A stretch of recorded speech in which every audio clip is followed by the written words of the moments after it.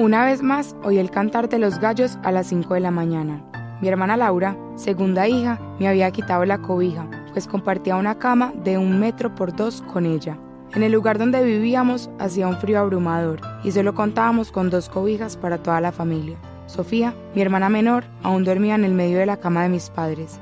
Como era de costumbre, mi madre, María del Pilar Osorio, ya se encontraba haciendo el agua de panela para mí y el resto de la familia. Ese olor penetrante a panela se introducía hasta lo más profundo de mí. Era en ese preciso momento que mis tripas empezaban a sonar y decía en voz baja: ¡qué hambre! Las arepas que mi mamá hacía todos los días en la tarde, me las soñaba cada noche antes de dormir, pues eso y el almuerzo a media tarde era lo único que comíamos en todo el día.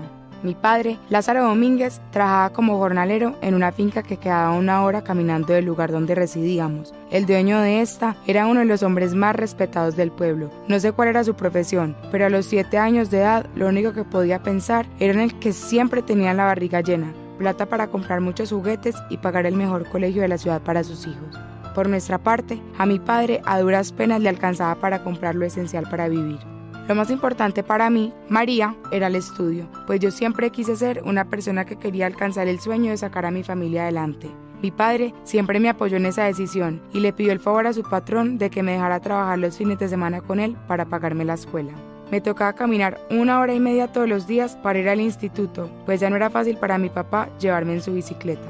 Sentía una impotencia y un dolor profundo, además de envidia y rabia, cuando mi padre me llevaba a la hacienda del señor Alberto Espina. Veía cómo sus hijos se divertían mientras yo ayudaba a mi padre. Fui creciendo y el señor Espina me cogió mucho cariño. A lo largo de los años fui dejando a un lado esos sentimientos que me carcomían como persona y traté de entender que Dios me había puesto un reto en la vida. Así no me hubiera dado el lujo de tenerlo todo, me había cruzado con una persona que lo tenía en abundancia y eso lo tenía que agradecer y aprovechar. Ahora era él quien me pagaba la escuela y yo con el dinero que me ganaba los sábados y los domingos podía ayudar a mi padre con el mercado de la casa y guardar un poco en una alcancía que me robé. Teníamos el privilegio de comer 3 veces al día. Era la alumna más perspicaz, más interesante, más inteligente, más astuta de la escuela. Siempre estaba buscando una forma de ganar dinero extra, así fuera ilegalmente. Vendía cigarrillos que le cogía a escondidas al jefe, vendía exámenes que me robaba y con la plata que ahorraba la empecé a prestar a bajo interés. Ahora llevaba trabajando en la hacienda por más de 9 años y mi sueldo me alcanzaba para cubrir todos los gastos y guardar un poco, pues mi patrón era un hombre muy amplio.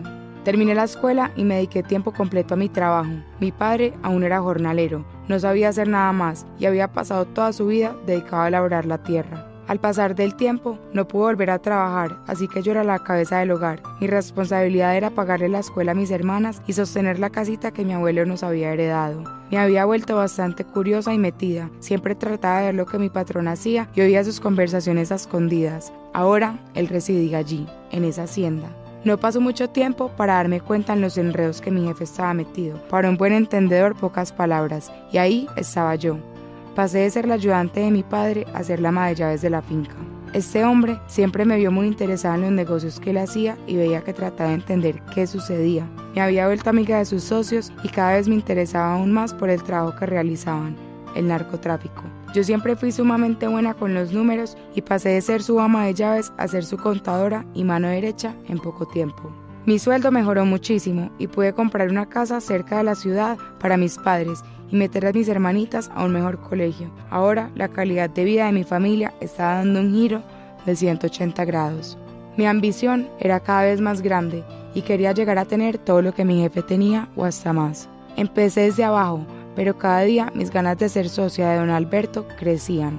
Cuando supe del próximo viaje que realizarían, yo le propuse poner el 40%. Siempre había sido una mujer que sabía manejar el dinero, así que tenía lo suficiente para empezar con pie derecho.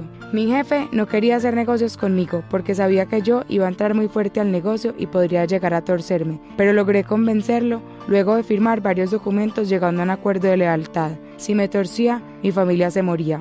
Al cabo de 2 meses, coronamos. Primera plática que me entraba al bolsillo sin la ayuda de nadie. Ahora sí, me había vuelto la mujer más ambiciosa de Medellín. Me llamaban por el alias de María la Bandida, una hembra que se hacía respetar y mantenía todo en orden. Pero, a pesar de haberme vuelto una mujer capo, no dejaba atrás lo primordial en mi vida, mi familia. Ellos no podían saber yo a qué me dedicaba, y mucho menos el hombre con el que quería formar una familia. Claudia Román era la esposa de don Alberto. Cachi, le decía yo. Ella se había convertido en mi mejor amiga. Tenía 28 años, me llevaba 3. Su esposo tenía 60. Yo, por mi parte, había conocido un hombre que me hacía la mujer más feliz del mundo. Él no tenía ni la menor idea yo a qué me dedicaba. Lo único que sabía era que yo, desde muy pequeña, tuve el espíritu, la fuerza y el valor de sacar a mi familia adelante en la hacienda de un ganadero muy exitoso. Ya tenía mi propia hacienda, mis propios carros y había puesto a vivir a mi familia como unos reyes. Al fin y al cabo se lo merecían después de toda la mierda que nos tocó comer. Mi novio ya conocía a todos mis amigos. Cachi y Claudia no se despegaban de nosotros, o tal vez nosotros de ellos. Íbamos juntos a todas partes, a todos los viajes, y mi novio Freddy había entablado una amistad muy estrecha con ambos. Ellos sabían que no le podían mencionar a mi novio nada de los negocios que nosotros hacíamos y él ni sospechas levantaba. Yo había mandado a hacer un diploma falso para que él no dudara de nada de lo que yo le decía y me hacía pasar por la abogada de mi socio. Lo había empezado a amar con todas las fuerzas de mi corazón. Y a los 2 años nos casamos. ¡Qué fiesta! Mejor dicho, 3 días seguidos de rumba. Los padrinos de nuestra boda, por supuesto, fueron mi mejor amiga y Cachi. Pasaron 5 años y cada vez estaba más involucrada en la mafia, el narcotráfico, lo ilegal. Mi novio, por su parte, trabajaba como arquitecto. María del Mar y Samuel eran los niños más lindos que yo había visto en el mundo, mis hijos, mi razón de vivir. Todos los días llegaba a las 4 de la tarde para jugar con ellos y estar con mi esposito que tanto amaba. No había nada ni nadie que me impidiera poder compartir con ellos. Cachi estaba muy enfermo y sus hijos, que se habían ido a vivir con su madre a Bogotá, la primera esposa, vinieron a visitarlo luego de casi 23 años de haberse ido. Él se había resignado. Sus hijos nunca aceptaron que él fuera un narco, pero aún así, su sueño era poderlos tener a su lado los últimos días de su vida, así que yo los contacté. Claudia se veía muy preocupada porque su esposo se iba a morir y buscaba consuelo en Freddy y en mí. Mi ángel se murió y el 100% de su herencia se la dejó a sus hijos. Claudia no obtuvo nada de lo que le pertenecía a su difunto esposo, pues en el testamento claramente decía: primero es la sangre que las putas. Nunca entendía a qué se refería con eso de las putas. Mi mejor amiga me lloraba moco tendido y me trataba de explicar que para ella no había sido fácil estar con un hombre 30 años mayor que ella, pero que aún así lo había aprendido a querer y a respetar. Yo ya ni sabía qué creer, pero había sido mi mejor amiga por muchos años y no la podía dejar tirada, así que la llevé a vivir a mi casa. Mis hijos la adoraban y mi esposo también. Un día, luego de tener una jornada muy pesada por todas las responsabilidades que mi Cachi me había dejado, llegué a casa donde mis hijos y mi esposo.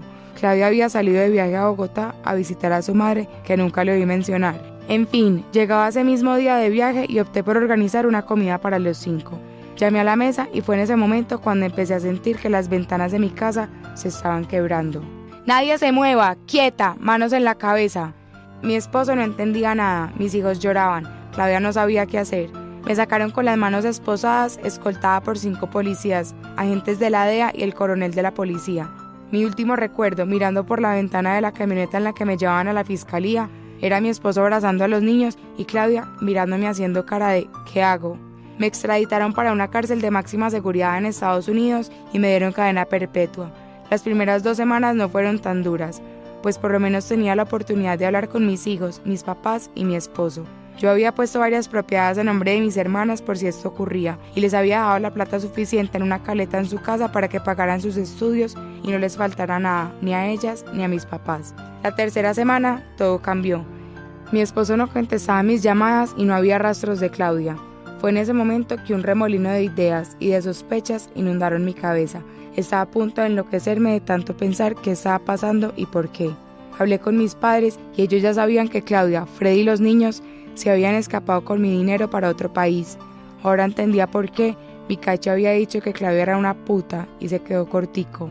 Varias personas me debían favores y de repente me avisaron que había una posibilidad de poderme escapar en un helicóptero el próximo miércoles, que me sacaran al patio a tomar el sol por 20 minutos.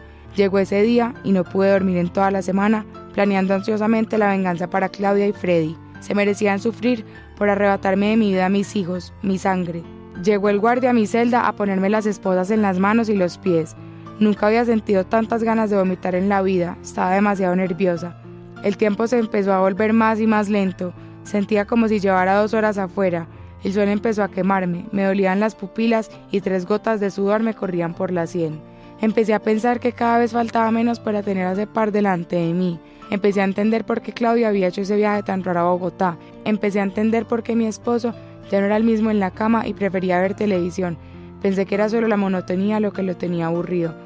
Pero no, era esa zorra que se revolcaba en mi propia casa que con tanto esfuerzo compré después de haber comido mierda y de haber hecho todo por ellos. Me sudaban las manos, pero trataba de actuar normal para que el guardia que me estaba apuntando y el guardia que tenía listo a su perro para que me atacara en cualquier momento no viera ningún movimiento sospechoso. Miré para arriba, pero no vi nada. Traté de que mis oídos se concentraran en el sonido de un helicóptero, pero tampoco. Claudia se había convertido en la nueva capo. Ahora todos estaban en mi contra y me querían muerta. Mandaron el helicóptero 1 minuto antes de que se acabaran los 1200 eternos segundos de ese día de sol, y en el momento en que tiraron la soga para escaparme desde el helicóptero, en vez de ayudarme, esperaron a que soltaran el perro que tenía el guardia y acabara conmigo.